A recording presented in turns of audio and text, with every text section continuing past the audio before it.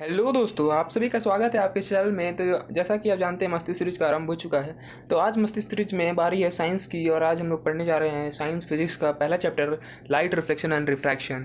तो ये बहुत ही आसान चैप्टर है, इसको आसान बोल सकते हैं, बच्चे को बहुत ही हार्ड लगता है, पर आज हम इसे बहुत ही छोटे और अच्छे कॉन्सेप्ट में पूरा क्रिस्टल क्लियर हो जाएगा ये कॉन्सेप्ट आपका लाइट का। ठीक है, तो चलिए बिना कोई टाइम वेस्ट करते शुरू किया जाए।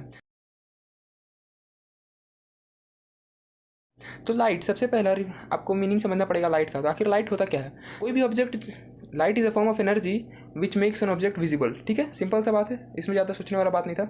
हाँ, तो ये लाइट को आप समझ गए। कुछ भी चीज़ हम लोग देख रहे हैं वो किसकी वजह से देख रहे हैं? सिर्फ लाइट की वजह से देख रहे हैं। कोई भी चीज़ जो कि हमें दिख रहा है, जैसे कि ये पेन दिख रहा है, तो ये पेन कैसे दिख रहा है? लाइट इस पेन पर रिफ्लेक्ट कर रहा है और उसके बाद हमारे आइज तक जा रहा है, ठीक ना? तभी हम लोग को ये पेन दिख रहा है, नहीं तो ये पेन नहीं दिख पाता। इसका एग्जाम्पल आपको अच्छे से देते हैं। मान लीजिए आप टॉर्च लिए हैं, ठीक है, टॉर्च किसी ऑब्जेक्ट पर पड़ा, टॉर्च किसी ऑब्जेक्ट की तरफ किए तो वो ऑब्जेक्ट हमें दिखेगा, ठीक है। और वही टॉर्च अपने आँख की तरफ कीजिएगा डायरेक्ट, तो वो आपका आँख पूरा मतलब वाइट हो जाएगा, ब्लैंक हो जाएगा पूरा, ठीक है। उसमें दिखता है, क्यों? क्योंकि लाइट ऐसे नहीं दिखेगा, लाइट डायरेक्ट नहीं दिखता है, लाइट रिफ्लेक्ट करके दिखता है और वो हम लोग आई उसको पकड़ता है, ठीक है ना। इसलिए आप समझ गए होंगे एग्जाम्पल मेरा क्या कहना चाहते हैं, वो आप समझ गए होंगे, ठीक है। तो बात करते हैं लाइट की। तो देखिए, रिफ्लेक्शन आप समझ गए। रिफ्लेक्शन क्या होता है? रिफ्लेक्शन समझने के लिए आपको एक बात समझना पड़ेगा।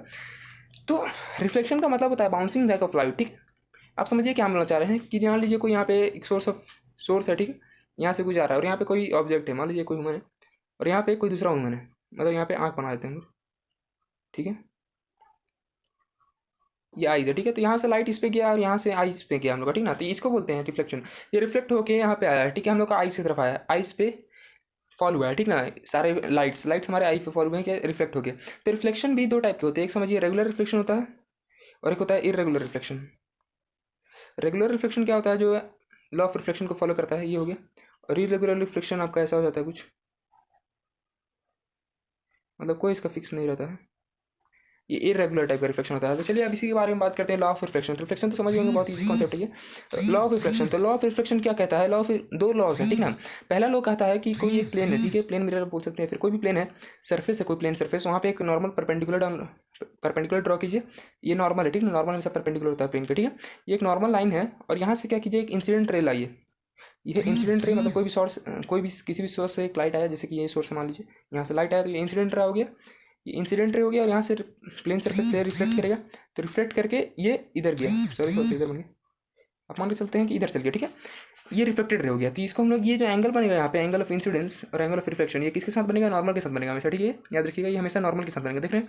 इसी को बोलते हैं एंगल ऑफ इंसिडेंस और इसी को बोलते हैं एंगल ऑफ रिफ्लेक्शन। तो ये क्या बोलता है? फर्स्ट लॉ बोलता है कि एंगल ऑफ इंसिडेंस, नॉर्मल और रिफ्लेक्टेड रे तीनों एक ही प्लेन पे होगा। ये देख रहे हैं, एक ही प्लेन सरफेस है, तीनों एक ही पे लाई करेगा, ठीक ना, सेम प्लेन पे, ठीक है। दूसरा लॉ की बात करते हैं। दूसरा लॉ क्या कहता है कि बोलता है कि angle of incidence is equal to angle of reflection. समझ में आ गया? Angle of incidence is equal to angle of reflection. तो ये एंगल जो बनाएगा इंसिडेंट रे नॉर्मल के साथ, वही नॉर्मल के साथ रिफ्लेक्टेड रे भी बनाएगा, ठीक है, एंगल। इसलिए इसको सेकंड लॉ में ये कहा गया। बहुत ही सिंपल लॉस है ना, ये आपको समझ में आ गया होगा। अब इसके बाद बात करते हैं डायरेक्ट हम लोग स्पेरिकल मिरर। अच्छा ठीक है, स्पेरिकल मिरर से जाने से पहले आपको एक कॉन्सेप्ट सिखा देते हैं, रियल और वर्चुअल का, ठीक ना। तो रियल और वर्चुअल आप समझ लीजिए क्या होता है। रियल लिख दीजिए और यहाँ पे वर्चुअल लिख दीजिए। तो इसमें क्या होता है ना, रियल ऑब्जेक्ट देखिए क्या होता है, हमेशा इन्वर्टेड रहता है, ठीक ना, उल्टा रहता है। अगर ये कोई प्लेन, अच्छा स्पेरिकल मिरर आपको अच्छा समझा देंगे, बस यहाँ पे याद रखिए आप, इन्वर्टेड रहता है ये, और यहाँ पे वर्चुअल क्या रहता है? इरेक्ट रहता है। ये हमेशा याद रखिएगा, ये फर्स्ट पॉइंट आप मान लीजिए, ये दोनों वर्चुअल इरेक्ट रहता है। और ये क्या दूसरा पॉइंट आप लिख सकते हैं कि it can be obtain on screen, obtained obtained on screen, ठीक है, कैनॉट, ये कांट, ये ऑब्टेन नहीं हो सकता स्क्रीन पे, ठीक है। वर्चुअल इमेज कभी यहाँ पे नहीं हो सकता है ऑब्टेन स्क्रीन के ऊपर, ठीक है। इसका मतलब हम समझाते हैं, देखिए। अच्छा इसके पहले एक कॉन्सेप्ट समझिए, इसके मिरर पर जाने से पहले प्लेन मिरर क्या होता है? एक प्लेन मिरर ये है, ठीक है, ये पॉलिश सरफेस मान लीजिए, ये पॉलिश सरफेस है, ये रिफ्लेक्टिंग सरफेस है इस साइड वाला, ठीक है, लेफ्ट साइड वाला रिफ्लेक्टिंग सरफेस है, ठीक है। तो यहाँ पे क्या होता है, मान लीजिए ये कोई, यहाँ पे हम बताते हैं, तो ये एक मिरर है, यहाँ पे कोई ऑब्जेक्ट रखा हुआ है, सिंपली कोई भी ऑब्जेक्ट बना दे रहे हैं। तो ये जो डिस्टेंस रहेगा ना, इमेज डिस्टेंस, वही डिस्टेंस यहाँ पे रहेगा, ऑब्जेक्ट डिस्टेंस। और ये जो हाइट रहेगा, हाइट ऑफ ऑब्जेक्ट, ये सेम हाइट रहेगा हाइट ऑफ इमेज। यही क्राइटेरिया, यही कैरेक्टरिस्टिक है प्लेन मिरर का। प्लेन मिरर का मैग्निफिकेशन वन होता है। मैग्निफिकेशन वन मतलब क्या होता है कि जितना हाइट रहेगा आपका ऑब्जेक्ट का, उतना ही हाइट बनेगा इमेज का। जितना दूरी पे रहेगा ऑब्जेक्ट, उतना ही दूरी पे अपोजिट साइड में बनेगा, मिरर के बिहाइंड बनेगा इमेज का डिस्टेंस, ठीक है। ये बहुत ही सिंपल है। प्लेन मिरर आपको इससे ज़्यादा समझना नहीं है। तो प्लेन मिरर में आपको क्या बता सकते हैं? देखिए हम बताए थे क्या वर्चुअल क्या बोलता है, इरेक्ट इमेज बनाता है। तो ये क्या प्लेन मिरर क्या लग रहा है आपको, ये कौन सा इमेज बना रहा है? ये बना रहा है क्या? इरेक्ट इमेज बना रहा है। इरेक्ट मतलब सीधा इमेज बना रहा है। अगर यही आपको ऐसा अगर उल्टा रहता तो ये क्या कहता है? ये रियल इमेज बना रहा था, ठीक ना। ये वर्चुअल हो जाता, मतलब सॉरी ये रियल हो जाता है, ठीक है। इस साइड भी बनता है स्फेरिकल मिरर में, आप और अच्छे से समझिएगा ये कॉन्सेप्ट। उस इसी दो कॉन्सेप्ट है, पूरा स्फेरिकल मिरर है, ठीक है। उसके सारे इमेज फॉर्मेशन है, ठीक है, आप समझिएगा। तो ये इसका एक और क्राइटेरिया है प्लेन मिरर का। प्लेन मिरर क्या करता है, लैटरल इन्वर्जन शो करता है। मतलब देखिए अगर यहाँ पे कोई लेफ्ट लिखा रहेगा ना तो इसका यहाँ पे इस साइड लेफ्ट रहेगा, और यहाँ पे कोई राइट रहेगा तो यहाँ पे इसका राइट रहेगा, ठीक है। मिरर का यही लैटरल इन्वर्जन, आप देखिएगा कभी शीशा में तो आपका राइट हैंड उसका लेफ्ट दिखाएगा और आपका लेफ्ट हैंड उसका राइट दिखाएगा, ठीक है, मिरर बला में, ठीक है ना। आप समझ सकते हैं ये लैटरल इन्वर्जन होता है, आपने इस डे टू डे लाइफ में एक्सपीरियंस भी किया होगा, ये बहुत ही सिंपल कॉन्सेप्ट है, ठीक है। स्फेरिकल मिरर में आते हैं तो स्फेरिकल मिरर में क्या दो टाइप के मिरर होते हैं, कॉनकेव और कॉन्वेक्स। बहुत ही सिंपल है। कॉनकेव कैसा होता है मिरर, देखिए समझिए। कॉनकेव मिरर ऐसा होता है, केव टाइप रहता है, इसमें इनवर्ट रहता है, ठीक ना। इसका ये पॉलिश सरफेस रहता है, यहाँ पे पॉलिश सरफेस रहता है, इस साइड रिफ्लेक्टिंग सरफेस। ये कॉनकेव हो गया, कॉनकेव। और ये हो गया कॉन्वेक्स, ये आउटवर्ड रहता है। कॉन्वेक्स मिरर, ये दोनों मिरर के टाइप्स है, ठीक है। स्फेरिकल मिरर, स्फेरिकल मिरर होता क्या है, आपको ये तो सोच रहे हो स्फेरिकल मिरर बना दिया भाई, दो मिरर बना दिए, पर ये होता क्या है आप समझिए। स्फेरिकल मिरर क्या होता है ना, एक स्फेयर का पार्ट रहता है। देखिए ये एक स्फेयर, अगर मान लीजिए कि ये एक स्फेयर है, थोड़ा डायग्राम मतलब थोड़ा सा हो गया उल्टा सीधा, चलिए कोई बात नहीं। ये सेंटर है, ठीक है।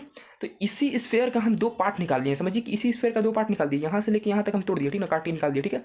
तो ये क्या बन गया, मान लीजिए पॉली सरफेस है आउटसाइड का, तो ये बन गया कॉनकेव मिरर। देखिए यहाँ से ये ऐसा निकाले हम और यहाँ पे ऐसा बना दिए, तो यही तो पार्ट निकाल दिया ना यहाँ से, ये हो गया कॉनकेव मिरर। और यहाँ पे देखिए अगर यहाँ का ये वाला पार्ट हम निकाल दिए और यहाँ पे इनवर्ड पॉलिश है, मान लीजिए दूसरा स्फेरिकल मिरर है तो इसका इनवर्ड पॉलिश है, तो ये क्या हो जाएगा, ये हो जाएगा कॉन्वेक्स लेंस। मतलब ये स्फेयर ही का पार्ट रहता है, ये कॉनकेव और कॉन्वेक्स मिरर, ठीक है। एक स्फेयर मिरर समझिए, और ये प्लेन मिरर भी स्फेयर ही का पार्ट है, पर ये इतना छोटा पार्ट है, इतना छोटा, मान लीजिए कि हम बहुत बड़ा स्फेयर मान लीजिए इसका, और ये एक यहाँ से यहाँ तक इतना छोटा, यहाँ जो दिख नहीं रहा होगा आपको, चलिए आपके लिए हम बड़ा बनाते हैं, यहाँ से लेके यहाँ तक ये दो लाइन समझ रहे हैं, इतना छोटा, इतना डिस्टेंस में ये एक प्लेन मिरर है। ये मान लीजिए और छोटा होता तो ये क्या हो जाता है, एक सीधा रेक्टेंगल बन जाता है ना। एक बड़ा सर्कल को देखिएगा ना आप, एकदम मैग्नीफाई करते रहिएगा तो वो एकदम क्या हो जाएगा, स्ट्रेट लाइन बन जाता है, ठीक है। चलिए ठीक है, यही कॉन्सेप्ट था कॉनकेव और कॉन्वेक्स मिरर का। तब इसमें कुछ कुछ आपको टर्म्स याद रखने पड़ेंगे दोनों मिरर में, तो आपको हम समझाते हैं। देखिए ये होता है एक प्रिंसिपल एक्सिस, ठीक है, ये होता है प्रिंसिपल एक्सिस, ये लाइन जो खींचे हम प्रिंसिपल एक्सिस रहेगा। ये रहता है पोल, ये पोल है। देखिए मान लीजिए कि यहाँ पे हम एक, अब यहाँ से सेंटर ऑफ कर्वेचर और रेडियस ऑफ कर्वेचर आपको यहाँ से समझ में आएगा अच्छे से। ये सेंटर है और यहाँ से एक लाइन खींच दी, तो सेंटर को हम लोग बोलते हैं सेंटर ऑफ कर्वेचर। तो मान लीजिए यहाँ पे centre of curvature C denote कर रहे हैं, और यहाँ पे इस पूरे लेंथ को बोलेंगे हम लोग रेडियस। ये सेंटर का रेडियस ही नहीं, यहाँ से लेके यहाँ तक, यहाँ पे ओपी मान लेते हैं, तो यहाँ पे ओ और पी क्या है, रेडियस है। तो यहाँ पे रेडियस ऑफ कर्वेचर मान लीजिए इसको, और रेडियस ऑफ कर्वेचर का सेंटर, या फिर मान लीजिए कि सेंटर ऑफ कर्वेचर से लेके पोल का जो सेंटर होगा इसको हम लोग बोलते हैं फोकस। ये फोकस होता है, ठीक ना, यहाँ का फोकस रहता है। और यहाँ से फोकस से लेके पोल को बोलते हैं फोकल लेंथ, फोकल लेंथ, ठीक है। यहाँ पे फोकस एफ से बना दिए और यहाँ पे focal length F, small F से बना दिया, ठीक है। फोकल लेंथ, ये सिंपल सा कॉन्सेप्ट था, आपको जो पढ़ना पड़ेगा इसमें, ठीक है। प्रिंसिपल एक्सिस पोल, प्रिंसिपल एक्सिस होता है यहाँ पे, पोल होता है सेंटर ऑफ कर्वेचर, जो पूरा स्फेयर का सेंटर ऑफ कर्वेचर, जो स्फेयर, मतलब मान लीजिए ना कि फोकल लेंथ क्या होता है, आज इसका इसे हम एक और आपको एक टर्म देंगे, अभी इसको समझ लीजिए। ये रेडियस ऑफ कर्वेचर क्या होता है, सेंटर से पोल तक, फोकल लेंथ क्या होता है, फोकस से पोल तक, ठीक है। फोकल लेंथ का जो एफ होता है, फोकल लेंथ का क्राइटेरिया होता है, मतलब ये क्या होता है, सॉरी देखिए यहाँ पे आर, यहाँ पे 2f क्या होता है, आर होता है, ठीक है। ये एक याद रखिएगा, ये फॉर्मूला है। रेडियस ऑफ कर्वेचर क्या होता है, डबल टू फोकस का 2 टाइम्स होता है रेडियस ऑफ कर्वेचर, ठीक है। ये तो सेंटर ऑफ कर्वेचर का हाफ है फोकस, फोकल लेंथ क्या है, रेडियस ऑफ कर्वेचर का हाफ है, तो दो को फोकल लेंथ को जोड़िएगा तो आपको रेडियस ऑफ कर्वेचर मिल जाएगा। तो यहाँ पे एक इसी वजह से यहाँ पे एक रिलेशन मिला है आप लोग को, ठीक। 2f is equal to are, ठीक है। ये बहुत ही सिंपल सा एक पूरा कॉन्सेप्ट था, आपको समझ में आ गया होगा। इमेज फॉर्मेशन की बात करते हैं तो इमेज फॉर्मेशन आपको हम दिखा देंगे, पर उससे पहले आप साइन कन्वेंशन की बात करिए। साइन कन्वेंशन कन्वेक्स मिरर में भी सेम रहता है, प्रिंसिपल एक्सिस और बाकी सब जो रहता है। अब साइन कन्वेंशन की बात करते हैं, तो साइन कन्वेंशन में आपको क्या पढ़ना है यहाँ पे हम बता दे रहे हैं। देख लीजिए यहाँ पे कॉनकेव मिरर का एग्जांपल लेते हैं। यहाँ पे कॉनकेव मिरर है, ये प्रिंसिपल एक्सिस मान लेते हैं, यहाँ पे ये पोल है। ये आप नोट करके रख लीजिए कि साइन कन्वेंशन हमेशा कहाँ से देखा जाता है, पोल से। ये लिख के रख लीजिए, जहाँ भी आपको याद रहे वहाँ लिख लीजिए कि साइन कन्वेंशन कभी नहीं गलत होगा अगर ये आप कंसेप्ट लगा देते तो। साइन कन्वेंशन हमेशा कहाँ से देखा जाता है, पोल से देखा जाता है, ठीक है। तो चलिए देखते हैं, पोल से देखा जाता है। यहाँ पे इस पे 2 टाइप्स होते हैं, देखिए। अब इसको क्वाड्रेंट टाइप भी मान सकते हैं, 4 क्वाड्रेंट है, देखिए यहाँ पे हम लोग पढ़े होंगे मैथ्स में। ये फर्स्ट क्वाड्रेंट रहता है, ये सेकंड, ये थर्ड, ये फोर्थ, ठीक है। इसमें प्लस प्लस रहता है, इसमें माइनस प्लस रहता है, माइनस माइनस और प्लस माइनस, ये अब पता होगा आपको। पर हम बता रहे हैं कि 4 क्वाड्रेंट ही इसको मान के चलिए। तो पोल से देखिए जो इस साइड जाता है ना, इस साइड, ये हमेशा पॉजिटिव रहता है।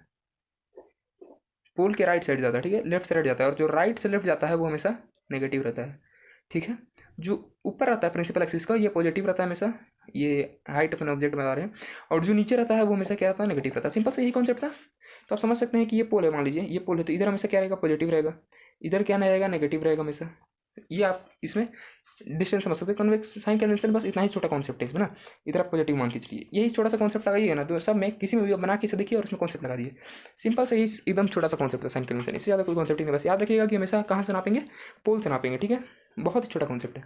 तो चलिए आपको हम बता देते हैं इमेज फॉर्मेशन कैसा होता है कॉनकेव मिरर और कॉन्वेक्स मिरर में। तो इस इमेज फॉर्मेशन ज़्यादा कुछ हार्ड नहीं है, आपको हम बता दे रहे हैं, बस आपको एक बार पढ़ने की बात है, समझा देंगे। देखिए देखिए यहाँ पे एनसीईआरटी में दिया गया image formation on concave mirror. यहाँ पे देखिए कॉनकेव मिरर में तो यहाँ पे बताया गया है, जब इन्फिनिटी पे रहेगा तो फोकस पे आएगा, बियॉन्ड सी रहेगा तो फोकस और सेंटर ऑफ कर्वेचर के बीच में, बिटवीन आएगा बीच में। ये सब रियल इमेज बन रहा है ना, रियल और इन्वर्टेड बन रहा है, और हाईली डिमिनिश्ड बन रहा है। यहाँ पर डिमिनिश्ड बनेगा एट सी, जब सेंटर ऑफ कर्वेचर पे आएगा तो वहाँ पे सेम साइज का बनेगा, ठीक है। और उसके नीचे अंदर जाते रहेगा ना तो क्या बनता रहेगा, अब बड़ा होता जाएगा। जैसे बिटवीन सी और एफ में तो बियॉन्ड सी बन जाएगा, पीछे बन जाएगा, इन्फिनिटी पे बन जाएगा जब फोकस पे रहेगा तो ये हाईली इनलार्ज हो जाएगा, और बिटवीन पोल और फोकस पे रहेगा तब तो मिरर के पीछे ही बन जाएगा, ये इनलार्ज बन जाएगा, वर्चुअल इरेक्ट में आ जाएगा, ठीक ना। तो एक और कॉन्सेप्ट आपको इसके पहले सिखाते हैं साइन कन्वेंशन में, तो ये तो आप बुक में देख सकते हैं, बुक में इसका डायग्राम बना हुआ है, तो उसमें हम ज़्यादा नहीं डीप में घुसेंगे, जो आपको कॉन्सेप्ट है वो उसमें सिखाना चाह रहे हैं। तो एक लॉज है, 4 लॉज में सिखाया गया, ठीक ना, इमेज फॉर्मेशन में। तो देखिए यहाँ पे कॉनकेव मिरर है, ये एक कॉनकेव मिरर, यहाँ पे पॉली सरफेस बना दीजिए ऐसे की तरह, और ये प्रिंसिपल एक्सिस मान के चलिए इसको। तो इसमें फोकस ये है और सेंटर ऑफ कर्वेचर बढ़ा देते हैं, ये सेंटर ऑफ कर्वेचर, ठीक, इसका जरूरत नहीं है पर हमको बता दिए, ये फोकस और ये सेंटर ऑफ कर्वेचर है। तो देखिए इसमें 4 लॉ क्या कहते हैं इमेज फॉर्मेशन में, कि अगर कोई अगर कोई रे ऑफ लाइट इन्फिनिटी से आएगा, मतलब कोई बहुत दूर से आ रहा है, तो वो हमेशा कैसा आता है, पैरेलल आता है, ये आप समझ लीजिए। हम लोग इमेजिन करते हैं कि वो पैरेलल आएगा, ठीक ना। तो यहीं पे पैरेलल अगर आएगा तो वो रिफ्लेक्ट करके कहाँ जाएगा, वो फोकस से क्रॉस करेगा, ठीक है। अगर कोई लाइन इन्फिनिटी से आएगा तो हमेशा फोकस को क्रॉस करेगा, और इसी का इन्वर्स क्या कर सकते हैं, कोई भी लाइन अगर फोकस से जाएगा तो हमेशा पैरेलल जाएगा। सिंपल सा ये 2 फॉर्मूला आपको क्लियर हो गया होगा। सिंपल सा फॉर्मूला है, अगर पैरेलल आएगा तो फोकस से जाएगा, फोकस से जाएगा तो पैरेलल जाएगा, ठीक है। अब तीसरा फॉर्मूला क्या कहता है बता रहे हैं, अगर कोई लाइन सेंटर ऑफ कर्वेचर से आएगा, सेंटर ऑफ कर्वेचर को इंटरसेक्ट करेगा, तो वो क्या करेगा, वो वही पाथ पे चल जाएगा उल्टा, ये पाथ जिस पाथ से आया था ना उसी पाथ पे रिट्रेस कर जाएगा वो अपना पाथ को, वो चेंज नहीं करेगा, कहीं रिफ्लेक्ट नहीं करेगा। अगर सेंटर ऑफ कर्वेचर से आया है तो वो सेंटर ऑफ कर्वेचर ही किस वाले रे से, मतलब वही पाथ से चल जाएगा। और एक लास्ट फॉर्मूला आपको बताते हैं, चलिए आगे खींच लेते हैं। यहाँ पे फोकस है कोई, इससे फोकस का काम नहीं है। अगर कोई लाइन अगर पोल पे कोई रे अगर पोल पे आता है इंसिडेंट रे, तो क्या करेगा, वो सेकंड लॉ ऑफ रिफ्लेक्शन को फॉलो करेगा, और वो रिफ्लेक्ट कर जाएगा उतना ही एंगल पे। मान लीजिए ये नॉर्मल बना है अगर, तो जितना एंगल पे इंसिडेंट रहेगा उतना ही एंगल पे रिफ्लेक्टेड रे भी रहेगा। बहुत ही सिंपल सा कॉन्सेप्ट है, ये 4 लॉ इमेज फॉर्मेशन का, ये 4 लॉ आप समझ गए होंगे, ठीक ना। ये था कॉनकेव और कॉन्वेक्स मिरर का इमेज फॉर्मेशन। अगर रुकिए आपको इमेज फॉर्मेशन भी दिखाते हैं कि कैसा होता है इमेज फॉर्मेशन। ये देखिए, ये आपके बुक में दिया गया है एनसीईआरटी में। ये देखिए कॉनकेव मिरर का है, कॉनकेव मिरर का सारा इन्फिनिटी पे पैरेलल आता है, तो यहाँ पे फोकस पे बनता है, बियॉन्ड सी रहता है। तो आप देख सकते हैं, बस आखिरी वाला को याद रखिएगा, आखिरी वाला बहुत ही क्वेश्चनिंग वाला केस रहता है, जो कि पोल और फोकस के बीच में रहता है, तो बियॉन्ड सी बन जाता है, वर्चुअल लेवल बन जाता है, ठीक है। ये बस याद रखना है। और यहाँ पे देख लीजिए आप, सॉरी, यहाँ पे आप देख सकते हैं कॉनकेव मिरर, कॉन्वेक्स मिरर का, ठीक है। ये 2 फॉर्मूला, इसमें याद रखिएगा कि सेकंड वाला जो है इन्फिनिटी पे रहेगा तो फोकस पे बनेगा, ये तो फिक्स है। और जो इन्फिनिटी से लेके पोल के बीच में कहीं भी अगर ऑब्जेक्ट रहेगा तो वो कहाँ बनेगा, हमेशा हमेशा वो बनेगा बिटवीन पोल एंड फोकस के बीच में, ठीक ना। ये आप याद रखिएगा। अब इसका यूज़ बता देते हैं, यूज़ क्या होता है कॉनकेव मिरर और कॉन्वेक्स मिरर का। तो कॉनकेव मिरर क्या होता है, यूज़ होता है मैग्नीफिकेशन के लिए, मतलब कोई भी चीज़ को अगर बड़ा दिखाना होना, जैसे सेविंग मिरर हो गया, सोलर कुकर, ये सब में यूज़ होता है कॉनकेव मिरर का, ठीक है। ये जो बड़ा चीज़ को करता है और कोई एक जगह पे फोकस करता है। टॉर्चेस में भी इसी का यूज़ होता है कॉनकेव मिरर का, ठीक है। और कॉन्वेक्स मिरर क्या होता है, कॉन्वेक्स मिरर होता है जैसे कि आपको लार्ज व्यू एंगल देता है, जैसे कि व्हीकल, कोई भी गाड़ी का अगर शीशा दिखेंगे, रियर व्यू मिरर जो होता है उसमें दिखेगा तो आपको बहुत ही बड़ा व्यू दिखेगा, रहता है बहुत, मतलब नज़दीकी रहता है पर दिखाता है कि छोटा छोटा दिखाता है, गाड़ी पीछे रहता है दूर, वो लार्ज व्यू एरिया देता है। सिंपल सा बस यही आपका यूजेस था, ठीक है। अब आगे बढ़ते हैं, इसका मिरर फार्मूला। अब इसमें तो सिर्फ साइन कन्वेंशन हो गया, तब इसमें 2 फार्मूला से आपको पढ़ना है और बात खत्म करना है। 2 फार्मूला है, एक मिरर फार्मूला आप लिख लीजिए, एक मिरर फार्मूला है जो कि है क्या, 1/f is equal to 1/v, 1/u plus 1/v, जो भी लिख सकते हैं। इसमें प्लस है तो प्लस में आगे पीछे हो सकता है। हाँ, तो ये एक फॉर्मूला है जो कि आपको याद करना पड़ेगा, 1/f is equal to 1/u plus 1/v, या फिर 1/v plus 1/u। Focal length, और ये u और v क्या है, u और v क्या है, इमेज डिस्टेंस है और ऑब्जेक्ट डिस्टेंस है। मतलब मान लीजिए ये है प्रिंसिपल एक्सिस, यहाँ पे कोई ऑब्जेक्ट है और यहाँ पे कोई इसी साइड रियल इमेज बना है, तो यहाँ पे तो ये क्या हो जाएगा, ये u हो जाएगा, और ये क्या हो जाएगा, v हो जाएगा। मतलब मिरर से लेके ऑब्जेक्ट का कितना डिस्टेंस है इसको u बोलते हैं, और इमेज का कितना डिस्टेंस है उसको v बोलते हैं। बहुत ही सिंपल कॉन्सेप्ट है। और एक मैग्नीफिकेशन का फॉर्मूला बताते हैं, मैग्नीफिकेशन, सॉरी थोड़ा राइटिंग की वजह से, मैग्नीफिकेशन क्या कहता है कि m is equal to minus v by u, ठीक है, और होता है h i by h naught. ये आपको दो फार्मूला याद रखिएगा, माइनस वी बाई यू और h i by h naught. बस इसको पुट कीजिए और आपका आंसर निकलेगा। H i by h naught क्या है देखिए, इसको height of image, height of object बोलते हैं, जो ऑब्जेक्ट है, और इसको हाइट ऑफ इमेज बोलते हैं, ठीक है, एच आई को, ठीक है। सिंपल सा बात है। मैग्नीफिकेशन कहता क्या है, मैग्नीफिकेशन ये कहता है कि आप बताइए कि इमेज से, सॉरी, ऑब्जेक्ट से इमेज कितना बड़ा है, वो मैग्नीफिकेशन बताता है, ठीक ना। कि आपका इमेज 2 सेंटीमीटर का, तो बताइए ऑब्जेक्ट की, सॉरी, ऑब्जेक्ट 2 सेंटीमीटर का है तो इमेज कितना बड़ा होगा, तो वो अगर मान लीजिए 4 का है तो मैग्नीफिकेशन उसका 2 है। ऐसा समझ रहे हो ना कि कितना बड़ा है मैग्नीफिकेशन, आपको अपने वर्ड ही से पता चल रहा हो कि मैग्नीफिकेशन मतलब मैग्नीफाइड, समझ रहे हैं ना। सिर्फ इतना ही फॉर्मूला था, आपको 2 फॉर्मूला है, डिफरेंशियल आपको नहीं पढ़ना अभी, आता भी नहीं है वैसे, अगर आता है तो बुक में दिया हुआ है तो आप देख सकते हैं, ऐसा कोई बात नहीं। सिंपल सा था, ये दोनों फॉर्मूला हो गया। अब बात करते हैं हम लोग रिफ्रैक्शन का। रिफ्रैक्शन क्या होता है, रिफ्रैक्शन बहुत ही सिंपल कॉन्सेप्ट है, जैसे कि आपको एक बेसिक देते हैं। रिफ्रैक्शन क्या होता है, बेंडिंग ऑफ लाइट होता है, समझ रहे हैं ना। चेंज इन वेलोसिटी बोल सकते हैं, अगर किसी भी लाइट का अगर वेलोसिटी चेंज होता है किसी मीडियम में जाने, दूसरे मीडियम में जाने से, तो उसको बोलते हैं रिफ्रैक्शन। एक अच्छा से आप इसका डेफिनेशन सुन लीजिए। मतलब कोई एक लाइट का रे है, ठीक ना, वो अगर हायर मीडियम से लोअर मीडियम या फिर किसी भी वन मीडियम से दूसरा मीडियम में जा रहा है, ठीक ना, तो उसका क्या होता है, वेलोसिटी चेंज होता है। अगर हायर से डेंसर जा रहा है या फिर डेंसर से हायर जा रहा है तो उसका वेलोसिटी चेंज होता है, समझ रहे हैं। क्योंकि मीडियम चेंज होता है, तो मीडियम चेंज होता है तो वेलोसिटी चेंज होने से क्या होता है, उसका पाथ में चेंजेस आता है, मतलब उसका डायरेक्शन चेंज होता है, समझ रहे हैं ना। मतलब ऐसे जा रहा है, ये कोई भी दूसरा मीडियम, इधर को दूसरा मीडियम, इधर को दूसरा मीडियम, ठीक है। अगर कोई यहाँ से लाइट जा रहा है तो वो कुछ ऐसा हो जाएगा, डिफ्लेक्ट कर देगा, सॉरी यहाँ पे तो कुछ ऐसा हो जाएगा, या फिर थोड़ा सा बेंड कर जाएगा, मतलब बेंडिंग ऑफ लाइट हो जाता है रिफ्रैक्शन में। रिफ्रैक्शन मतलब समझिए एक बेंडिंग ऑफ लाइट हो जाता है, सिंपल सा, यही वेलोसिटी चेंज होता है, ठीक ना। अब इसी में रिफ्रैक्शन में क्या होता है, लॉ ऑफ रिफ्रैक्शन आपको सीखना है कि इसमें दो दो लॉज है, ठीक ना। रिफ्रैक्शन के 2 लॉज पढ़ने हैं आपको, तो वो लॉज क्या है, दो सिंपल सा लॉ है। इसमें जो फर्स्ट लॉ ऑफ मोशन है ना, फर्स्ट लॉ ऑफ रिफ्लेक्शन है ना, उसी के साथ इसमें एक लॉ है कि मतलब देखिए इसमें क्या होता है, इंसिडेंट, ये नॉर्मल मान लीजिए कोई इंटरफेस है, इसमें सरफेस बोलिए फिर इंटरफेस, यहाँ पे कोई इंसिडेंट रहा है, पर इसमें नॉर्मल क्या होता है, ज़्यादा नीचे तक एक्सटेंड रहता है। हम मान लेते हैं इसमें इधर घूम बेंड कर दिया, कुछ ज़्यादा ही बेंड हो गया, चलिए इसको काटिए,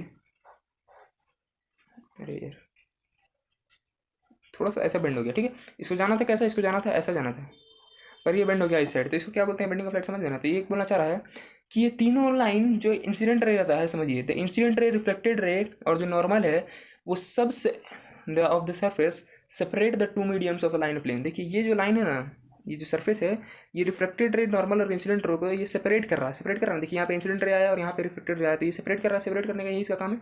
इसको इंटरफेस भी बोलते हैं, ये जो सरफेस है, तो ये इंटरफेस क्या करता है, सेपरेट करता है इंसिडेंट रे और रिफ्लेक्टेड रे को, ठीक है। ये सिंपल सा फर्स्ट लॉ था। सेकंड लॉ आप क्या कहता है, सेकंड लॉ सिंपल सा है, सेकंड लॉ को स्नेल्स लॉ भी बोलते हैं।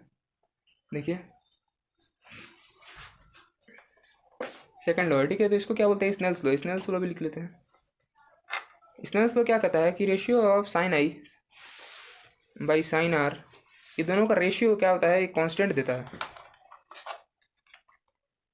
ये कांस्टेंट देता है, ठीक है। तो ये क्या होता है, इसी कांस्टेंट को हम आगे जाकर रिफ्रैक्टिव इंडेक्स का नाम देंगे, जिसको म्यू बोलते हैं। ये क्या होता है, पढ़ लेते हैं इसका एक फॉर्मूला, अगर आप इसका डेफिनेशन पढ़ना चाहते हो, देखिए, the ratio of sine of incident ray to the sine of refracted ray is constant to the pair of two medium, ठीक है। ये कांस्टेंट रहता है दो मीडियम का, तो इसी को रिफ्रैक्टिव इंडेक्स बोलते हैं। रिफ्रैक्टिव इंडेक्स क्या होता है कि एक लाइट वन मीडियम से दूसरा मीडियम में गया तो वो कितना टाइम्स उसका वेलोसिटी कम हुआ या फिर ज़्यादा हुआ, उसी को रिफ्रैक्टिव इंडेक्स बोलते हैं। मान लीजिए डायमंड का रिफ्रैक्टिव इंडेक्स है 2.42, आगे जाके पढ़िएगा आप डायमंड का है, और एयर का कुछ रहेगा 0.001 करके रहता है। तो 2.42 अगर रिफ्रैक्टिव इंडेक्स है किसी लाइट का, मतलब किसी मीडियम का, तो वो क्या बोलना चाहता है कि अगर कोई रे ऑफ लाइट आएगा, मान लीजिए डायमंड है, ठीक ना, कोई रे ऑफ लाइट आएगा तो वो कितना होगा, 2.42 टाइम्स स्लोअर हो जाएगा, या फिर वेलोसिटी उसका कम हो जाएगा, 2.42 टाइम्स कम हो जाएगा उसका velocity as compare to air, as compare to vacuum बोल सकते हैं। इतना टाइम्स उसका वेलोसिटी कम हो जाएगा, सिंपल सा इतना ही है बस रिफ्रैक्टिव इंडेक्स, ठीक है। तो इसमें रिफ्रैक्टिव इंडेक्स में 2 कंडीशन होते हैं कि कौन 2 कंडीशन में रिफ्रैक्टिव इंडेक्स नहीं होता है, मतलब रिफ्रैक्शन नहीं होता, सॉरी। तो इसमें आप 2 कंडीशन समझ लीजिए, या तो उसमें सेम सरफेस सेम मीडियम हो, मान लीजिए ये मीडियम सेम है, ये भी मीडियम सेम है, ठीक है, तो ये इसमें रिफ्रैक्शन नहीं होगा, सेम मीडियम है तो क्या वेलोसिटी चेंज होगा। और दूसरा होता है कि अगर इंसिडेंट रे अगर नॉर्मल से आता है, देखिए ये अगर इंसिडेंट रे है तो ये नॉर्मल से अगर पास हो रहा है तो ये भी इसमें नहीं होगा, रिफ्लेक्शन इसमें होगा ही नहीं, ये सेम, ये फिर वो कर जाएगा, नॉर्मल में नहीं होता है कोई भी रिफ्लेक्शन, ये आप समझ लीजिए। अब इसकी बात करते हैं रिफ्रैक्टिव इंडेक्स का फॉर्मूला क्या होता है। इसमें 2 टाइप के होते हैं, एक एब्सोल्यूट होता है और एक रिलेटिव रिफ्रैक्टिव इंडेक्स, ठीक है। तो एब्सोल्यूट रिफ्रैक्टिव इंडेक्स में क्या होता है, C/V एक फॉर्मूला होता है जो कि आपको याद करना है। C यहाँ पे क्या है, speed of light in vacuum, जो कि 3 × 10⁸ है मीटर पर सेकंड, आपको पता ही होगा। ये फार्मूला मतलब वैल्यू है C का। और V क्या है, velocity of an light in medium, given medium, समझ सकते हैं। गिवन मीडियम का वेलोसिटी ऑफ लाइट है, ठीक है। बात करते हैं यहाँ पे रिफ्रैक्टिव इंडेक्स, यही दोनों को डिवाइड कीजिएगा तो ये एब्सोल्यूट रिफ्रैक्टिव इंडेक्स हो जाता है, जो कि आपको वैक्यूम से कंपेयर किया जाता है, ठीक है, स्पीड ऑफ लाइट। और रिलेटिव क्या होता है, रिलेटिव रिफ्रैक्टिव इंडेक्स होता है कि दूसरे से रिलेट करते हुए, नाम ही बता रहा है आपको, जैसे कि μ/1, इसमें क्या पढ़ेंगे, refractive index of 2 with respect to 1, इसको ऐसे पढ़ते हैं, तो इसको लिखा जाता है μ2/μ1, ये इसका फॉर्मूला है। अगर आप इसी को और आगे बढ़िएगा ना, तो इसको देखिए कैसा होगा, μ2/μ1 क्या लिख सकते हैं, C/V2, और यहाँ क्या लिखिएगा C/V1, तो इसको ऊपर कीजिएगा क्रॉस मल्टीप्लिकेशन, तो C से कट जाएगा, यहाँ पे V1/V2, तो इसी का आगे फॉर्मूला लिख सकते हैं V1/V2, यही एक फॉर्मूला यहाँ पे याद रखिएगा। रिस्पेक्ट टू ये रिलेटिव रिफ्रैक्टिव इंडेक्स है, आप ये फॉर्मूला याद रख सकते हैं, बहुत ही कारगर फॉर्मूला है। ये सिंपल सा बात था जो कि हमने आपको समझाया। बस रिलेटिव रिफ्रैक्टिव इंडेक्स यही है, मतलब दो के कंपेयर में उसका रिफ्रैक्टिव इंडेक्स कितना है और इतना, जैसे वाटर और डायमंड का, ये समझ सकते हैं आप कितना है। और एक और है, जैसे कि μ2/μ1 है, और इसका अगर 1/μ1/μ2 हो जाएगा, अगर रेसिप्रोकल कर देंगे इसी का, तो वो इन्वर्स हो जाता है, चेंज होता है, सिंपल है। और लैटरल डिस्प्लेसमेंट तो आपको पता ही होगा, लैटरल डिस्प्लेसमेंट क्या होता है, देखिए। अगर मान लीजिए ये कोई सरफेस है, यहाँ पे नॉर्मल है कोई, ये इंसिडेंट रे आया, और ये हाइयर से डेंसर में क्या होता है ना, दो इसमें लॉज होते हैं, देखिए। अगर वो हाइयर से डेंसर में जाएगा तो वो टुवर्ड्स द नॉर्मल जाएगा, ठीक है।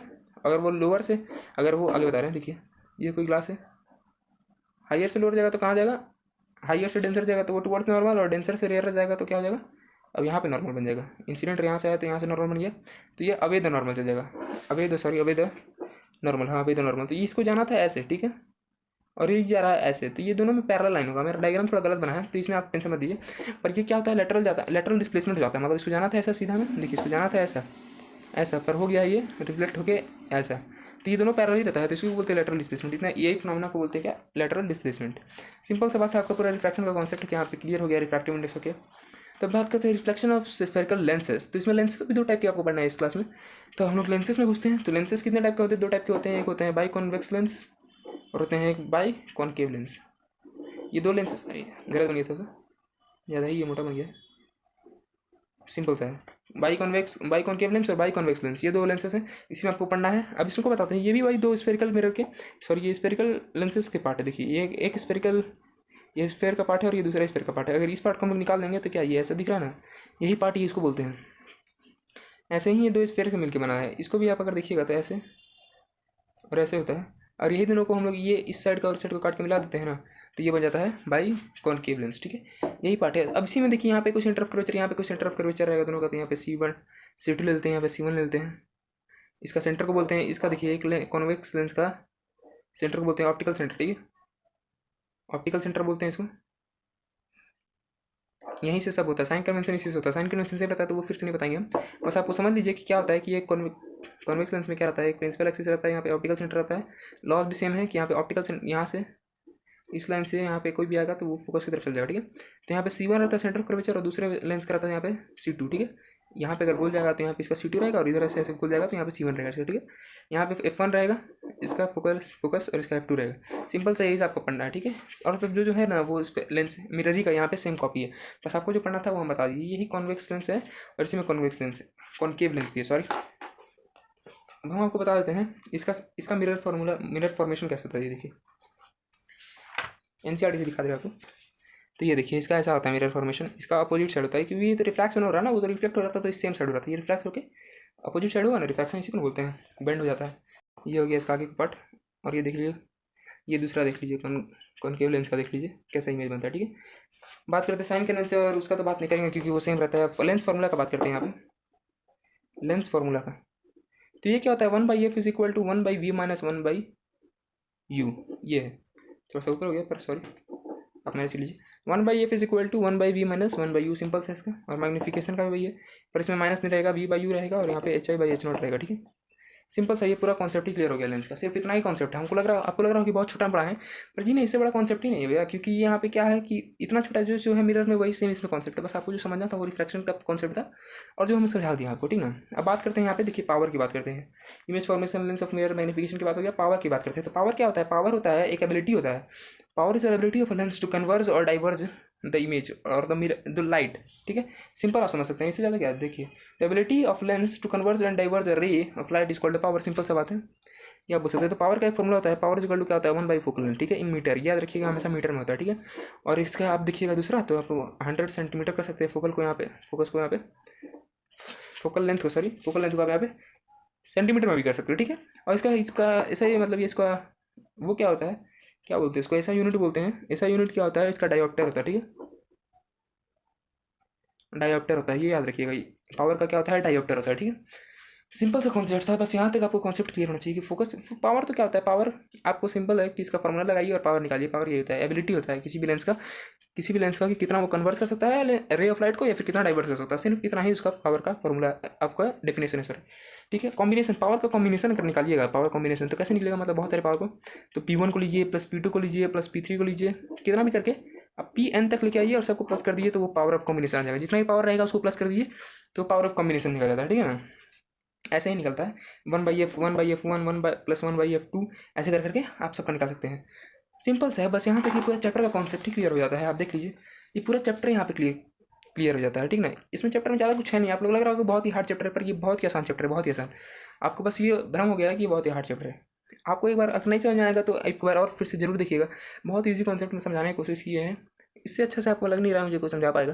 रिफ्रैक्शन रिफ्रैक्टिव इंडेक्स बहुत ही अच्छे तरह से समझाया गया है आपको इस चैप्टर में, इस सीरीज में, सॉरी। और इस सीरीज में ऐसे ही बेहतरीन बेहतरीन वीडियो आते रहेंगे, क्योंकि इस सीरीज है ही आप लोगों के लिए कि शॉर्ट वीडियो में कैसे आपको समझ में आएगा। देखिए, लेकिन पढ़ना तो आपको पढ़ाई अपने से पढ़ना पड़ेगा यहाँ पे, समझ रहे हैं ना। क्योंकि अपने से नहीं पढ़िएगा तो आपको समझ में नहीं आएगा। जैसे कि इमेज फॉर्मेशन बताया तो आपको देख के याद करना पड़ेगा कि कब कहाँ पे कैसा इमेज बनता है, वो आपको याद करना पड़ेगा। ये सब चीज़ है कुछ कुछ इसमें याद करने वाला, जो कि आपको मदद करेगा, जरूर मदद करेगा।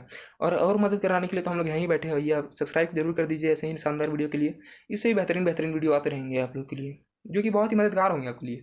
जैसे कि सीरीज आ गया मस्ती सीरीज में, अभी क्लास 9 के लिए भी सीरीज आ रहा है, NTSC के लिए भी आएगा, कंपटीशन के लिए आएगी। मतलब सब चीज़ के लिए आपको मद्देनजर रखते हुए, सब चीज़ का ध्यान रखते हुए आपको हर वीडियो बनेगा इसमें। और हमें उम्मीद है कि आपको ये वीडियो जरूर अच्छा लगा होगा। जरूर अच्छा लगा होगा तो आप जरूर दोस्तों के साथ शेयर कीजिए, लाइक कीजिए, सब्सक्राइब करना मत भूलिए, क्योंकि ये छोटा मतलब ये आप चैनल को बढ़ावा देने का आपके पास यही एक मौका है। और आप ऐसे ही इस चैनल को और ग्रो करा सकते हैं सब्सक्राइब करके। जरूर सब्सक्राइब कीजिए, आपका कोई इसमें हानि नहीं है। आप करिएगा तो जुड़े रहिएगा, आप एक अच्छे प्लेटफॉर्म से जुड़े हैं। यहाँ पे कोई आपको कोई गंदा कंटेंट नहीं मिल रहा है, यहाँ पे बहुत ही आपको शानदार कंटेंट मिलेगा, जो कि आपको हमेशा मदद करेगा। अच्छा लगा तो जरूर सब्सक्राइब कीजिए और शेयर कीजिए दोस्तों के साथ। चलिए, धन्यवाद।